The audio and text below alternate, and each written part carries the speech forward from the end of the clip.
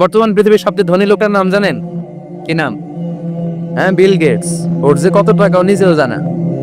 ওর pocket থেকে যদি $100 একটা বান্ডিল পড়ে যায়, এটা তুলতে ওর যত সময় লাগে, ও না তুলে যদি হেঁটে যে আইডিয়া নিয়ে হাঁটতেছিল ওইটা নিয়ে হাঁটে, ওইদিকে আরো বেশি ইনকাম হয়ে যায়। এত টাকা তার, এটা তোলার সময় তো তার নাই। ওয়ারেন বাফেট নাম শুনছেন? হাজার হাজার কোটি ডলারের মালিক। Prince Walid bin Talal, Saudi ধনকুবের নাম শুনেছেন? ওর একটা বিমান আছে, প্রাইভেট জেট প্লেন। এই বিমানটার 70% মেড অফ গোল্ড। বিমানের 70% স্বর্ণ দিয়ে বানানো। গত কয়েক বছর আগে আমি ব্রুনাই গিয়েছিলাম। ব্রুনাইয়ের সুলতানের নাম হাসান আল বালখিয়া। উনি একটা প্যালেস আরবিতে বলে কাসার, মানে হচ্ছে রাজপ্রাসাদ। পৃথিবীর সবচেয়ে বড় রাজপ্রাসাদ ব্রুনাইতে বান্দার শরীফ বেগাওয়ানে অবস্থিত। আমি গিয়েছি ওখানে। প্রায় 1800 থেকে 2000 কক্ষ আছে ওই প্যালেসে, রাজপ্রাসাদে। ওই রাজপ্রাসাদের টয়লেটের কমোড গুলো মেড অফ গোল্ড, স্বর্ণ দিয়ে বানানো। নাউজুবিল্লাহ পড়বেন না। এই হাসান আল বালখিয়া নিজে বিমান চালায়। ওর সংগ্রহে 500টা রোলস রয়েস লাক্সারিয়াস কার আছে। 500 রোলস রয়েস। গুগল ইউটিউব যারা করেন সার্চ দিয়ে দেখবেন ওর কি পরিমাণে গাড়ি। রোলস রয়েস গাড়ি হচ্ছে one of the luxurious car in the world. Car ব্র্যান্ডের মধ্যে যত দামি কার ব্র্যান্ড আছে এর মধ্যে রোলস রয়েস একটা, যেগুলোর দাম কমসে কম এদেশে টাকায় 8 কোটি থেকে 10 কোটি টাকা। আচ্ছা বললেন, এই গাড়িগুলো যারা হাই প্রোফাইলের ভিআইপিস, তারা ফ্যামিলির সবাইকে যদি একা করে গাড়ি দেয়, একজনের কয়টা গাড়ি দরকার? 5টা, 10টা, 20টা। বললাম যে 20টা গাড়ি লাগবে ওনার। 500 গাড়ি দিয়ে উনি কি করবে? তার সংগ্রহে 500টা রোলস রয়েস। স্বর্ণেরও গাড়ি আছে, তার স্বর্ণের পালঙ্ক আছে, আমি দেখে এসেছি। পোরশে, ফারারে, লাম্বরগিনি, এই টাইপের যে ব্র্যান্ডগুলো আছে, অভাব নাই। তার মানে আছে যার বেশি, চায় তত বেশি। চিৎকার করে বলেন ঠিকই না? আমাদের কি ফিরে যেতে হবে আমাদের রবের কাছে? আমরা কেউ আজীবন থাকতে আসি নাই। থাকতে পারবো আজীবন? দাদা চলে গেল, বাবা চলে গেল, মা চলে গেল, মামা চলে গেল, খালু চলে গেল, এরপর আমাদের টনক নড়ে না, তাই না? পাগল পাড়া হয়ে আছে এই পৃথিবীর জন্য। মরতে যে হবে এটা ভাববার সময়টুকু আমাদের নেই। আমরা ব্যস্ত আমাদের ক্যারিয়ার নিয়ে, আমাদের লাইফ নিয়ে, আমাদের সমাজ নিয়ে, আমাদের ফ্যামিলি নিয়ে, আমাদের সন্তান আর সম্পদ নিয়ে আমরা super busy. We are leading a very super busy life. We don't have even a single time to think about death. মৃত্যু নিয়ে ভাবার একটা মুহূর্ত আমাদের নাই। কিন্তু পৃথিবীর সবচেয়ে সুনিশ্চিত বিষয় হচ্ছে মৃত্যু, ঠিক না? The most certain thing in our life is death. আমাদের জীবনের সবচেয়ে সুনিশ্চিত বিষয় হচ্ছে মরণ। মরবই আমরা। And the most uncertain thing in our life is the time of death. আর আমাদের জীবনের সবচেয়ে অনিশ্চিত বিষয় হচ্ছে মৃত্যুর সময়। আমরা জানি না। মরবো যে এটা জানি, জানেন না? কিন্তু কখন মরবো এটা জানি? এই সূরাটা আপনারে এই জিনিসটা জানান দিতে এসেছে যে দুনিয়ার সম্পদ, লোভ, লালসা এগুলো নিয়ে পড়ে থেকো না। এই যে আমাদের ফ্যামিলি, আমাদের বাচ্চা কাচ্চা, আমাদের এত টাকা পয়সার কিসে, মাস শেষে বাড়ি ভাড়া, গ্যাসের বিল, এটা সেটা, আপনি কি মনে করছেন যে আপনি চলে গেলে এগুলো থেমে থাকবে? কিছুই থেমে থাকবে না, সব চলবে আগের মতো, থাকবেন না আপনি। এই জন্য শাহাদাত ফয়সাল ওনার ফেসবুকে সর্বশেষে লিখে গিয়েছিল, আমি হীন দুনিয়া, মানে এমন দুনিয়া যেটাতে আমি নাই। সব চলে, সকাল গড়িয়ে বিকেল হয়, শীত শেষে গ্রীষ্ম আসে, দিন শেষে রাত নামে, সব চলে, নাই শুধু আমি। চিল্লায় বলেন ঠিকই না?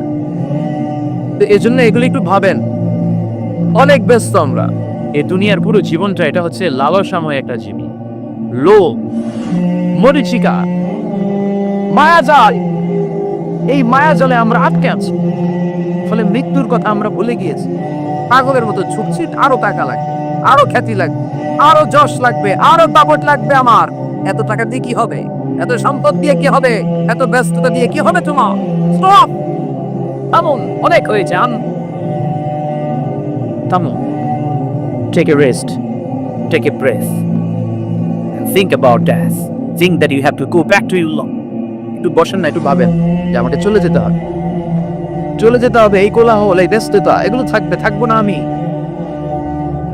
সেদিন ওমর ফারুক বলেছেন, মুতু ক্বাবলা আন তামুতু, মরার আগে একবার মরো।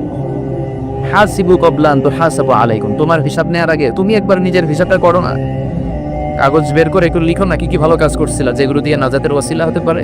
1, 2, 3, আর কি কি আকাম কুকাম করছো দেখো না, লিখে দেখো তোমার অবস্থা কি। মরার আগে একবার মরো। মরার আগে খাটের মধ্যে শুয়ে শটান করে চোখ বন্ধ করে একবার মরার ভান করে দেখেন কেমন লাগে। চোখটা বন্ধ করেন আর ভাবেন আপনি নাই, কি কি হতে পারে ভাবেন। আপনার ছেলেমেয়েরা কান্না জুড়ে দিবে, আপনার প্রাণের স্ত্রী বিলাপ শুরু করে দিবে, বন্ধু বান্ধবের চিৎকার আর মাতম, স্থানীয় এলাকার মসজিদে ঘোষণা, অমুক এলাকার নিবাসী অমুক ভাই অমুকের ছেলে অমুক দুনিয়ায় নাই। সব আত্মীয়রা চলে আসবে, ফেসবুকে স্ট্যাটাস দেয়া হবে, সবাই সবাইকে জানাবে বিকাল 4টায় অমুক হাই স্কুল ময়দানে আপনার জানাজা। ছুটে আসবে, সবাই ছুটে আসবে আপনাকে শেষ বিদায় দিতে, গুড বাই জানানোর জন্য, আল ওয়াদা, বিদায় জানাতে আসবে সবাই। 4 তাকবীর দিয়ে আপনার জানাজা হবে, অশ্রুসিক্ত জানাজায় আপনার বিদায় হবে, কাঠের খাটিয়ার মধ্যে করে কাঁধে তুলে আপনার কবরে নেওয়া হবে, আগে থেকে করে রাখা কবরটার মধ্যে আপনারে বিছিয়ে দেয়া হবে, বাঁশের কচি দিয়ে তার উপরে মাটির চাপা দিয়ে সব চলে যাবে। ভাবেন না একবার চোখ বন্ধ করে, this is the circle of life, this is the nature of life. এটা সবার হবে, আমার হবে, আপনার হবে। এত মায়া, এত ভালোবাসা কই যাবে? কেউ থাকবে না, সবাই আপনার অন্ধকার কবরে রেখে দিয়ে চলে আসে। উপরে বাঁশের কঞ্চি, তার উপরে মাটির চাপা, অন্ধকার আর অন্ধকার। এই অন্ধকার যেন শেষ হতে চায় না, শুধুই অন্ধকার, ঠিকই না? এজন্য আমাদের চলে যেতে হবে। দাদা গেল, চাচা গেল, মামা গেল, আমাদের করে যেতে হবে, জোরে কোন ঠিক কিনা? একদিন মাটির ভেতরে হবে ঘরে মন আমার, কেন বান্ধ দালান ঘর, প্রাণ পাখি উড়ে যাবে পিঞ্জরা ছেড়ে, ধরা ধামে সাবিরাবে তুমি যাবে চলে, বন্ধু বান্ধব যত মাকা পিতা দ্বারা সুত সবই হবে তোমার পরে, মন আমার কেন বান্ধ দালান ঘর, একদিন মাটি এর ভেতরে কি হবে ঘরে, মন আমার কেন বান্ধ দালান ঘর, ঠিক না? সব করে থাকবে, চলে যেতে হবে আমাদের। এজন্য আখিরাতের কথা যেন আমাদের স্মরণ হয়। বিষ্ণুই বলতেন, নাহাইতুকুমান জিয়ারাতিল কবুর, আমি তোমাদেরকে কবর জিয়ারত করতে আগে নিষেধ করতাম, কিন্তু এখন নিষেধাজ্ঞা প্রত্যাহার করে নিলাম। এখন সব সময় তোমরা কবরের সামনে যাবা আর জিয়ারত করবা। কবরস্থানে জানতো বড়িয়া কৃষ্ণপুরের এই গ্রামের কবরস্থান আছে কোন দিকে? পূর্ব দিকে আছে, কুখার জলের ওদিকে। যান আপনারা, একটু যাবেন, একটু গেলে আখিরাতের কথাটা স্মরণ হবে। ওখানে ছোট শিশুরা শুয়ে আছে, কিশোর যুবকরা আছে, আপনার মতো তাগড়া যুবক মুরব্বীরা আছে। এরা এই এলাকায় থাকতো, এরা আকাশ থেকে নেমে আসে না, এই এলাকার সন্তান আজ নাই। একটা সার্টেন পিরিয়ড শেষে আপনিও থাকবেন না। This is the nature of life, this is the circle of life. ছোট্ট শিশু হয়ে এসেছিলেন, শৈশব, কৈশোর, যৌবন, প্রৌঢ়ত্ব, আগে ছিলেন সিঙ্গেল, বিয়ে করে হয়ে গেলেন ডবল। এরপরে আল্লাহ আপনাকে একটা মেয়ে দিল, এরপরে মেয়েকে বিয়ে দিয়ে শ্বশুর হলেন, এরপরে ওই মেয়ের ঘরে সন্তান হওয়াতে নানা হলেন। আর কতদিন? অনেক দিন হলো তো, অনেক লম্বা সময় পেয়েছেন আপনি। Think about that. এবার যাওয়ার কথা ভাবেন, আখিরাতের সামানের কথা ভাবেন, ফিরে যেতে হবে। কি শক্তিশালী যুবক, বার্ধক্য চলে আসলো, লাঠি ছাড়া চলতে পারে না। কুচকুচে কালো দাড়ি সাদা হয়ে যায়, দাড়ির শুভ্রতা, বয়সের ভার, রং ধরা যৌবন জং ধরে শেষ, ঠিক না? This is the circle of life. যুবক ভাইরা, এটাই জীবন, চলে যেতে হবে, কেউ থাকতে পারবে না, ঠিক কিনা? এটা রিমাইন্ডার আল্লাহ এই সূরার ভিতরে দিয়েছে যে তোমাদেরকে ফিরে যেতে হবে, এই লোভ লালসা ছেড়ে দাও। রব্বুল আলামিন বলেন, আল্লাকুমুত তাকাসুরু হাত্তা যুরতুমুল মাকাবির। ও গোলাম, দুনিয়ার সম্পদ, লোভ লালসা তোদেরকে পাগল বানিয়ে দিয়েছে। এই লোভ পাগলামি কোনোদিন তোদের থামবে না যতদিন না তোরা কবরে ঢুকবি, ঠিক কিনা? কার কথা? আল্লাহ বললেন, দুনিয়ার সম্পদ আর লোভ আর মোহে তোমরা গাফিল হয়ে গিয়েছো, আখিরাতের কথা বেমালুম তোমরা ভুলে গিয়েছো। কিন্তু আখিরাতে তোমাদের যেতেই হবে, কবরের বাড়িতে তোমাদের ঢুকতেই হবে, ঠিকই না? যেতেই হবে, আমরা ভুলে যাই। আলহাকুমুত তাকাসু, অতিরিক্ত পাওয়ার লোভ, বেশি বেশি খাওয়ার লোভ, বেশি বেশি জমানোর লোভ মানুষকে গাফেল বানিয়ে দিয়েছে। এটা মানুষের স্বভাব, আরো চাই আরো চাই, এই স্বভাবটা আছে না নাই? দেখবেন ছোট বাচ্চারা মসজিদের দোয়া অনুষ্ঠান শেষে জিলাপি দেয় না? বড়িয়া কৃষ্ণপুর কি দেয়? আগে বাতাসা দিত না, এখন কি দেয়? জিলাপি দেয়, মিষ্টি দেয়। তো মসজিদের 2-3 গেট থেকে যদি দেয়, ছোট বাচ্চারা দেখবেন এদিক দিয়ে কয়েকটা নিয়ে আবার ওই গেটে লাইন করে। ওর হাত হলো ছোট হাত, ওর হাত ভর্তি জিলাপি, আর নেওয়ার জায়গা নেই, এরপর আরেক জায়গায় লাইন ধরছে। আরো লাগবে, আরো লাগবে, এই আরো আরো আরো চাই। এই স্বভাবটাই মানুষকে কুড়ে কুড়ে শেষ করে দিয়েছে। এত লাগবে কেন তোমার? শেষ নাই, চাহিদার কোনো শেষ নাই। Unlimited demand of human being. যার আছে বেশি তার চাই বেশি। যার সাইকেল আছে তার হুন্ডা চাই, হুন্ডা আছে তো প্রাইভেট কার চাই, প্রাইভেট কার আছে তো প্লেন চাই, প্লেন আছে তো হেলিকপ্টার চাই, হেলিকপ্টার আছে তো ওইটা চাই, ওইটা আছে তো সেটা চাই, ঠিক না? এলাকার মেম্বার যে হয়েছে চেয়ারম্যান হতে চায়, আছে না নাই? চেয়ারম্যান সাহেব এমপি হতে চায়, আছে না নাই? এমপি সাহেব মন্ত্রী হতে চায়, আছে না নাই? মন্ত্রী সাহেব প্রধানমন্ত্রী হতে চায়, আছে না নাই? কিন্তু এই দেশে সুযোগ নাই।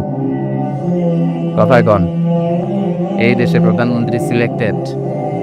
2-3 জনের বাইরে কেউ প্রধানমন্ত্রী হতে পারবি না, ঠিক না? আমার এই জীবনে তো আমি 2-3 জনকে দেখলাম। বেগম খালেদা জিয়া, মাননীয় প্রধানমন্ত্রী শেখ হাসিনার ছোট্টবেলা দেখেছি এরশাদকে। আমরা তখন ছোট। তো মানুষের চাহিদার কোনো শেষ নাই। যার আছে বেশি তার চাই বেশি। এজন্য বিষ্ণু বলেছেন, উনদুরু ইলা মান হুয়া আসফালা মিন, তোমার চেয়ে যে খারাপ আছে ওর দিকে তাকাও। ওয়ালা তানদুর মান হুয়া আ'লা মিন, তোমার চেয়ে যে ভালো আছে ওর দিকে তাকাও না, তোমার চেয়ে যে খারাপ অবস্থানে আছে ওর দিকে তাকাও। অনেকে নিজের অবস্থান নিয়ে সুখী না, এরকম আছে না নাই? আল্লাহ আমার এটা দিল না রে, ওইটা দিল না রে, পাইলাম না রে, কিচ্ছু হয় না, কি করবো জীবনে, হতাশ। আসলে আছে কিন্তু অনেক, কিন্তু শুকরিয়া নাই, টাকা, ঠিক কি না? নিজের অবস্থান নিয়ে সুখী না, কিন্তু অনেক লোক আছে তারা আপনার অবস্থানে পৌঁছতে চায়। তাদের দিকে তাকিয়ে দেখেন, আপনি যে অবস্থানে আছেন এই অবস্থানে পৌঁছাটা অনেকের কাছে স্বপ্ন। তারা প্রতিনিয়ত সংগ্রাম আর স্ট্রাগল করে যাচ্ছে আপনার অবস্থানে পৌঁছতে, আর আপনি এটা নিয়ে সন্তুষ্ট না। শেখ সাদির নাম শুনেছেন? বালাগাল উলা কাশাফাত দুজা, এই কবিতাটার রচয়িতা ইরানের বিখ্যাত এক কবি। উনি একবার আর্থিক সমস্যার মধ্যে দিয়ে সময় কাটাচ্ছেন, টাকা নাই, পয়সা নাই, পায়ে দেওয়ার মতো জুতা নাই। উনি খুব দুঃখ পেলেন, হায় রে, আমি ইরানের এত বড় কবি, আমার পায়ে দেওয়ার মতো জুতা নাই। দুঃখ ভরা মন নিয়ে রাস্তায় হাঁটতে বেরোলেন। হাঁটতে হাঁটতে হঠাৎ দেখলেন একটা লোক শুয়ে শুয়ে কাঁদছে, ওই লোকের 2টা পাই নাই, পাই নাই। উনি সিজদায় পড়ে গেলেন, আল্লাহর কাছে ক্ষমা চাইলেন, আল্লাহ অনেক দিয়েছো, শুকর আলহামদুলিল্লাহ। এজন্য যেই পরিস্থিতিতেই থাকি না কেন আমরা কি করবো? জোরে বলেন, কি করবো? এজন্য কানাতু মিনাল ইসলাম, অল্পে তুষ্ট থাকার নাম হলো ইসলাম। সম্পদ লাগবে কিন্তু সম্পদের পাহাড় লাগবে না, ঠিক না? অল্প খান, অল্প পড়েন, অল্প জামান, অল্পের ভেতরে বরকত ঢুকাইয়া দিছে কে? দেখবেন যাদের সম্পদ অল্প তারা সুখী বেশি। জরিপে এটা দেখা গিয়েছে, অনেক সার্ভেতে এটা এসেছে, যারা সম্পদশালী এরা দুঃখী বেশি, এদের দুঃখ বেশি, টেনশন বেশি। খুব স্বাভাবিক, টাকা যার বেশি রোগ তার বেশি, টাকা যার বেশি টেনশন তার বেশি, টাকা যার বেশি ঘরে শান্তি তার কম, আছে না নাই? ঘরের ভেতরে অশান্তি, ছেলে কথা শোনে না, ছেলে টানে গাঞ্জা, মেয়ে করে পরকিয়া, আছে না নাই? স্ত্রী কথা শোনে না, ভালোবাসা নাই, ঘরটা জাহান্নামের টুকরা। রোগ বালাই, এক একটা হসপিটাল বিল পরিশোধ করতে মাসে 5 লাখ 10 লাখ, আছে না নাই? কিছু খেতে পারে না, ডাক্তার একেবারে ডায়েট মেনু বেঁধে দিয়েছে। ডায়েট, ভেরি ডায়েট মেনু, এটা এটা এটা এটা কিছুই খাবেন না, শুধু গরু খাবেন না, খাসি খাবেন না, চিংড়ি খাবেন না, খালি ঘাস খাবেন, ইচ্ছে মতো ঘাস খাবেন, মানে ঘাস জাতীয় যত আইটেম আছে সব খাবেন, শাক খাবেন, সবজি খাবেন, সালাদ খাবেন। গরু, চিংড়ি, মুরগি, গোশত, ইলিশ কিছু খেতে পারে না।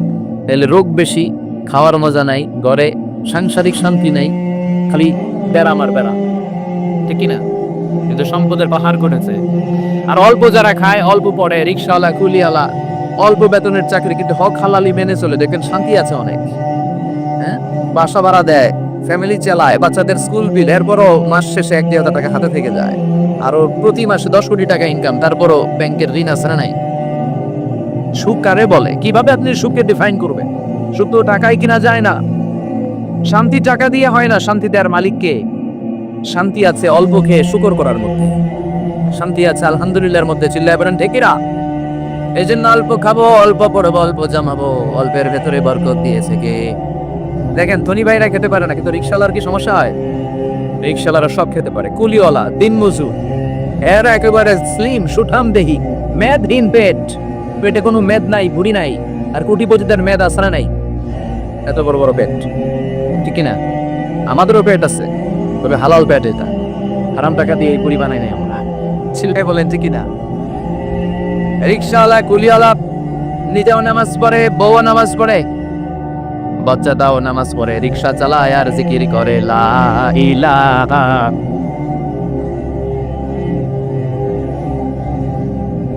লা ইলাহা ইল্লাল্লাহু মুহাম্মাদুর রাসূলুল্লাহ সাল্লাল্লাহু।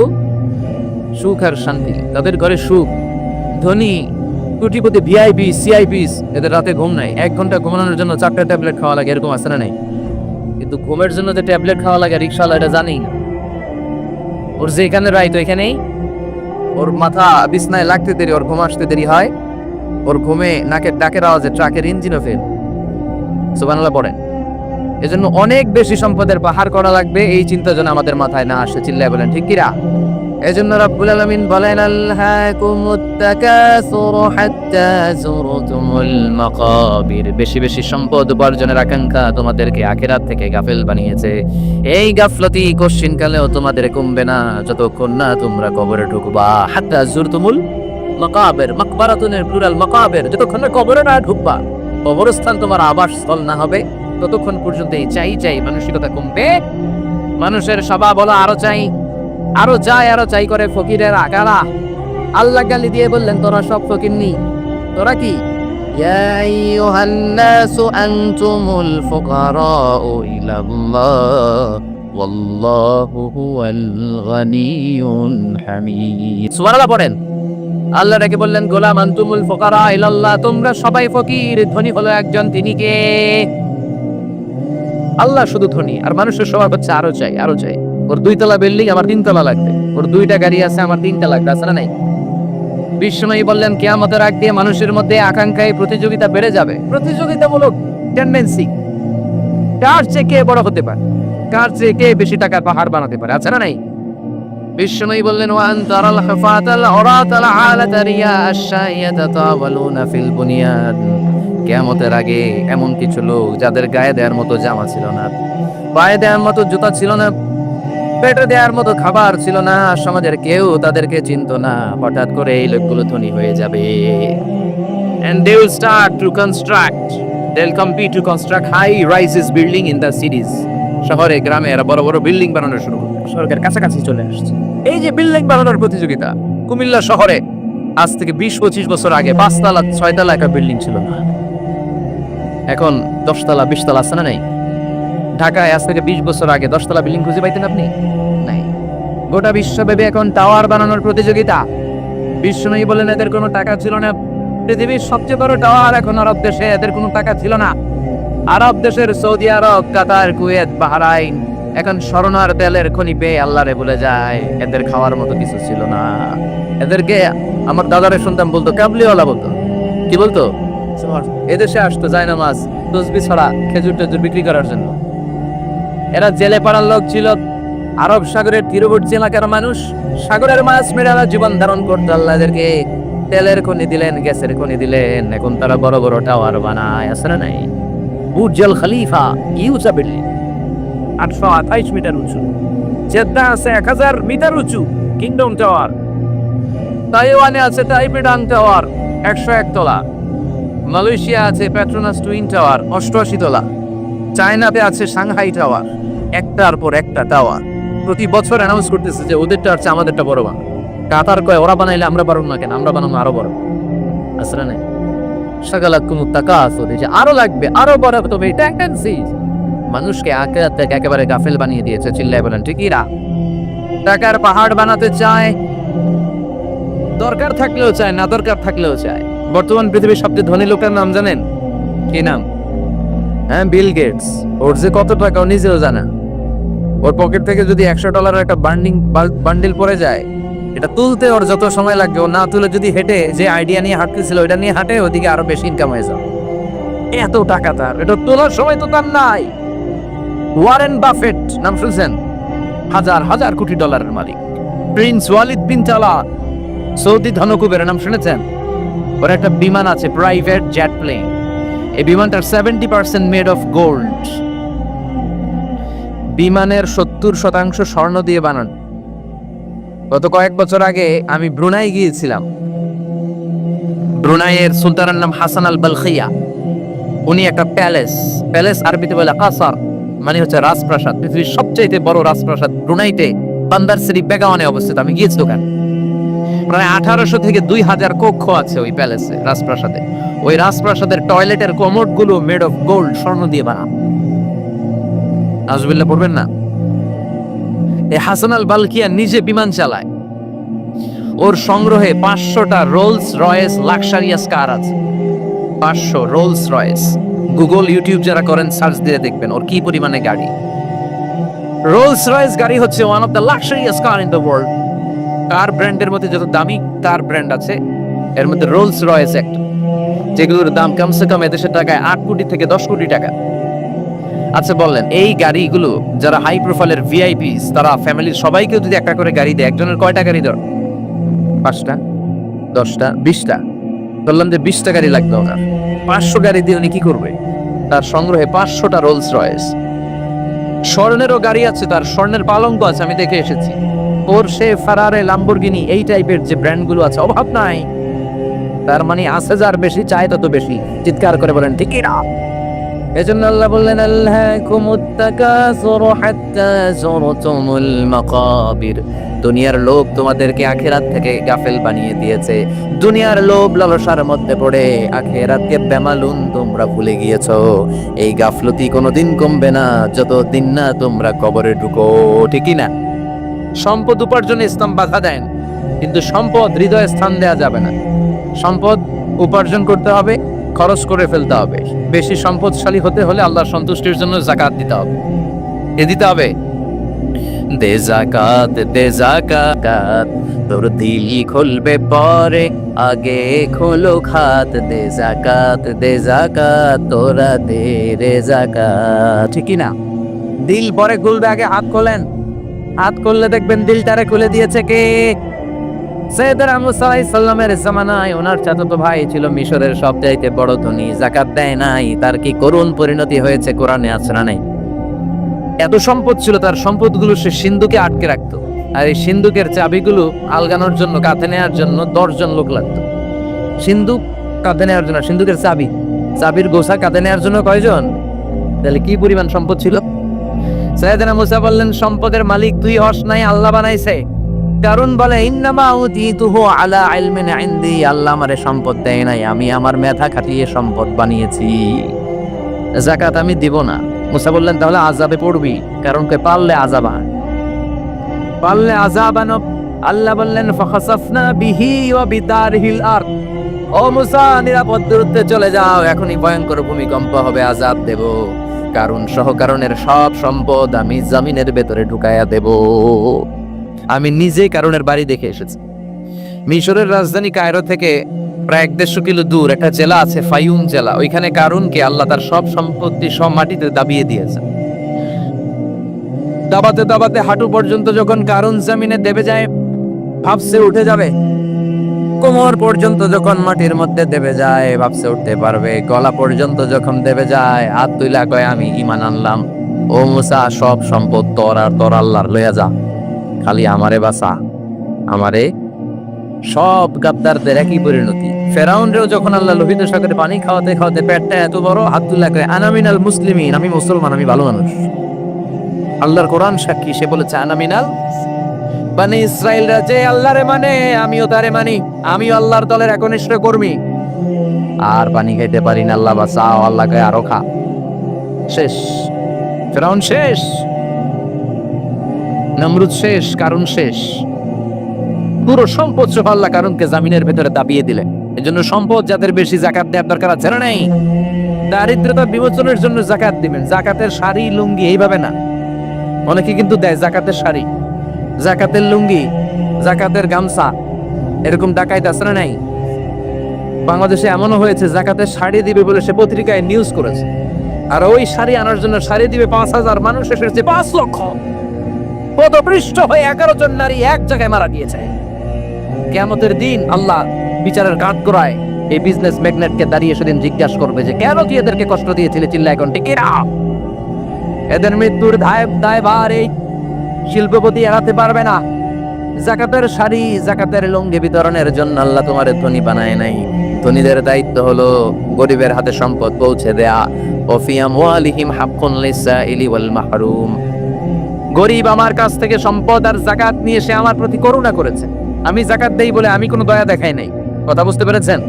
আইডিয়াটা ক্লিয়ার করে নেন। জাকাত দেয়া আমার জন্য কি, কথা বলেন, ফরজ। আর যে জাকাত নেয় তার জন্য জাকাত খাওয়া কি ফরজ?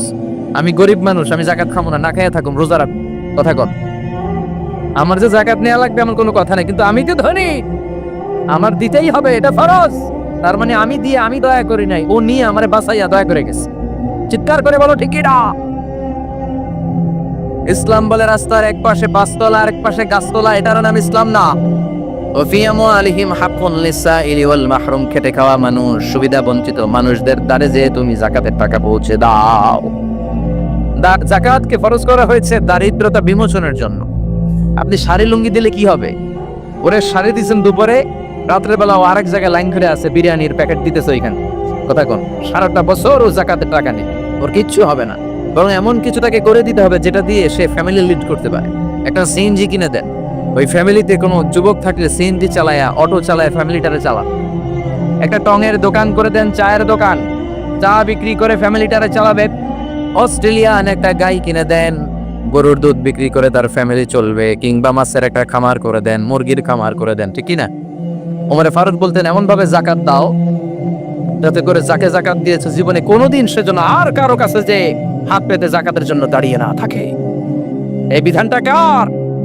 এজন্য আল্লাহ বললেন আল্লাহকুমুত তাকাসুরু হাত্তা যুরতুমুল মাকাবির, দুনিয়ার লোভ লালসা তোমাদের কমবে না যতদিন না তোমরা কবরে ঢুকো। কার কথা? চিল্লায় বলেন কার?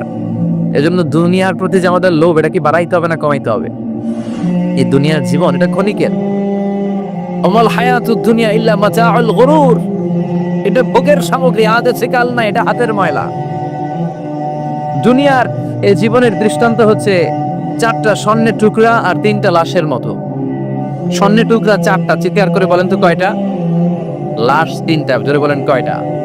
অনেক অনেক আগের যুগের 3জন যুবক জীবিকার তাগিদে তারা বের হয়েছে কর্মসংস্থান করে খাবে। প্রতিমধ্যে তারা গুপ্তধন পেয়েছে, স্বর্ণের বার পেয়েছে, তো বড় বড় 4টা পেয়ে তারা মহাখুশি। আমাদের আর কাজ করা লাগবে না, এগুলো বেচে আজীবন খাবো, সুখে থাকবো। তো 3জন মিলে বললো 4টা স্বর্ণের টুকরা 3জনের মধ্যে ভাগ করে দেওয়ার আগে একজন এক কাজ কর, বাজার থেকে কিছু রুটি নিয়ে আয়, খুব ক্ষুধা লেগেছে, খেয়ে নেই। একজনের রুটি আনতে পাঠিয়ে 2জন মিলে ভাবে ওইটারে যদি মেরে ফেলতে পারি তাহলে তো তোর আর আমার মধ্যে কোনো ঝামেলা নাই। স্বর্ণের টুকরা কয়টা? 2 নিবি 2টা, আমি নেব 2টা। আর যেটারে রুটি আনতে পাঠাইছে ওইটা মনে মনে ভাবতেছে রুটির মধ্যে বিষ মিশাই নিয়ে যাব। কি মিশাবো? বিষ খাইয়া ওইটা শেষ, সবগুলো আমার। তো বিষ মিশাই নিয়ে আসছে, আর আগের পরিকল্পনা অনুযায়ী এই 2জন মিলে তাকে নৃশংসভাবে হত্যা করেছে। হত্যার পরে কয় প্রচন্ড ক্ষুধা লাগছিল, আগে খাইয়া লই।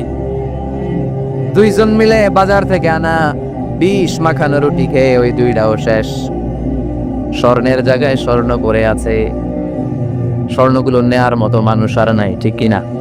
এজন্য মানুষের এই চাহিদা কমবে না। বিশ্বনবী বলেন লাউ আন্না লিকুল্লি ইবনে আদম ওয়াদিয়ান মিন যাহাব আহাব্বা আই ইয়াকুনা ইলাইহি ওয়াদিয়া, আল্লাহ প্রত্যেককে, আমাদের প্রত্যেককে যদি একটা করে স্বর্ণের পাহাড়ের মালিক বানিয়ে দেয়। কয়টা করে পাহাড় দেখছেন কোনোদিন? কই দেখছেন? চিটাং গেছিলেন? এই চট্টগ্রামে গেলে দেখা যায় কি পাহাড়। এই একটা পাহাড় স্বর্ণের, এক একটা স্বর্ণের পাহাড়ের মালিক যদি আমাদের এক একজনকে বানায় দেওয়া হয়, এরপর আমরা যাবো আরেকটা স্বর্ণের পাহাড়ের মালিক কেমন করে হওয়া যায়? আচ্ছা বলেন তো, একটা স্বর্ণের পাহাড় আমার 14 পুরুষ বিক্রি করে খাইলেও শেষ করতে পারবো এটা? তো আরেকটা কেন লাগবে আমার? ওয়ালাই আমলা ফারাকু ইল্লা তুরাব, বিষ্ণু বলেন কবরের মাটি যতক্ষণ তোর মুখে না ঢুকবে তোর এই চাওয়া চাওয়া খাই খাই সব বন্ধ হবে না। এজন্য আল্লাহ বললেন আল্লাহকুমুত তাকাসুরু হাত্তা যুরতুমুল মাকাবির, দুনিয়া তোমাদেরকে গাফেল বানিয়ে দিয়েছে, গাফলতি কমবে না যতদিন না কবরে ঢুকো। কবরে ঢোকা লাগবে, কবরে ঢোকা লাগবে না? কবরে আমাদেরকে যেতেই হবে, যেখানেই থাকেন। কবরের প্রশ্ন আছে না নাই? অনেকে বলে হুজুর বিমান হামলায় মারা গিয়েছে, বিমান জ্বলে পুড়ে ছাই হয়ে গিয়েছে, তার কবর কোথায়? তার আত্মাটা যেখানে আছে ওই জায়গায় প্রশ্ন আছে না নাই? অনেকে বলে হুজুর সাগরের মধ্যে পড়ে মারা গিয়েছে, তিমি মাছ খেয়ে ফেলেছে, তার কোনো অস্তিত্ব নাই, কিন্তু তার রুহুটা আছে না নাই? প্রতিটা রুহু সংরক্ষণ করে কে? প্রত্যেকটা আত্মা আল্লাহর কাছে সংরক্ষিত থাকে। প্রতিটা রুহু, প্রতিটা মানুষ মালাকুল মাউতকে দেখতে পায়। আপনিও দেখবেন, আমিও দেখব। মুমিনদের কাছে এসে মালাকুল মাউত একজন যুবকের বেশে সাদা ধবধবে জুব্বা পরে সুগন্ধি মেখে মুমূর্ষু ব্যক্তির শিওরে বসে বলে, ইয়া আইয়াতুহান নাফসুল মুতমাইন্না, হে প্রশান্ত আত্মা, উখরুজি ইলা মাগফিরাতিল্লাহি ওয়া রিদওয়ানি, আল্লাহর ক্ষমা আর দয়ার দিকে বের হয়ে আসো। বলা মাত্রই মুমিনের আত্মাটা স্মুথলি বের হয়ে আসে। কাফান মিন আকফানিল জান্নাহ, হানুত বিন হানুতিল জান্নাহ, জান্নাত থেকে আনা সুগন্ধি কাফনের মধ্যে পেঁচিয়ে তিনি রূহটাকে নিয়ে ইল্লিনে চলে যায়। সরাসরি দেখে মালাকুল মউতকে। আর যারা ইসলাম বিরোধী, কোরআন বিরোধী, তাদের সামনে সে মালাকুল মউত তার সৃষ্টি করে আগে। হাইওয়েতে মাঝে মাঝে ডাকাতি হয় না? বাসগুলোর মধ্যে যখন ডাকাতি হয়, বাসে থাকে 50 জন, ডাকাত ঢুকে 5 জন, এই 5 জনের ভয়ে সবগুলো পেশাব করে দেয়। কারণ ত্রাস সৃষ্টি করে এসেই চাইনিজ কুড়াল দিয়ে আগে কুবায় দেয় 4-5 জনের। রক্ত দেখে কি দেওয়ার সব আগে রেডি করে রাখে। মালাকুল মউত এসে কাফের নাস্তিক মুশরিকদের সামনে সেরকম একটা ত্রাস সৃষ্টি করে, ভয়ে লোকটা কাঁপতে থাকে।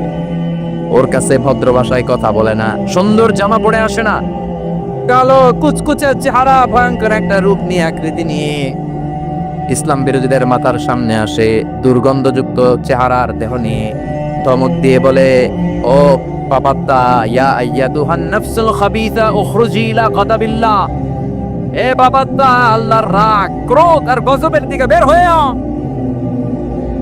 মুমিনের আত্মা বলার সাথে সাথে যেমনি মুমিনের দেহ থেকে বের হয়ে জান্নাতি কাফনের ভেতরে ঢুকে, কাফেরদের আত্মাও কি এরকম তাড়াতাড়ি বেরোতে চায় নাকি? কাফেরদের আত্মা বেরোতে চায় না, ডানে দৌড়, বায়ে দৌড়, সামনে দৌড়, পেছনে দৌড়, দৌড়াদৌড়ি করে। মালাকুল মউত এটাকে টেনে হিচড়ে, একটা জীবিত ছাগলকে জবেহ না করে, জবাই না করে, তার চামড়া উল্টার দিকে টেনে হিচড়ে বের করলে ছাগলটা যত কষ্ট পায়, এর সে কম 70 গুণ বেশি কষ্ট দিয়ে কাফের মুশরিক আর গাদ্দারদের রূহ কবজ করা। আল্লাহ, এই পরিস্থিতি থেকে তুমি আমাদের বাঁচাও। মুমিনদের রূহ যেমনি কবজ হয়, ওইভাবে রূহ কবজের ব্যবস্থা করে দিও। ইমানের মৃত্যু নসিব করে দিও, শাহিদি মৃত্যু নসিব করে দিও।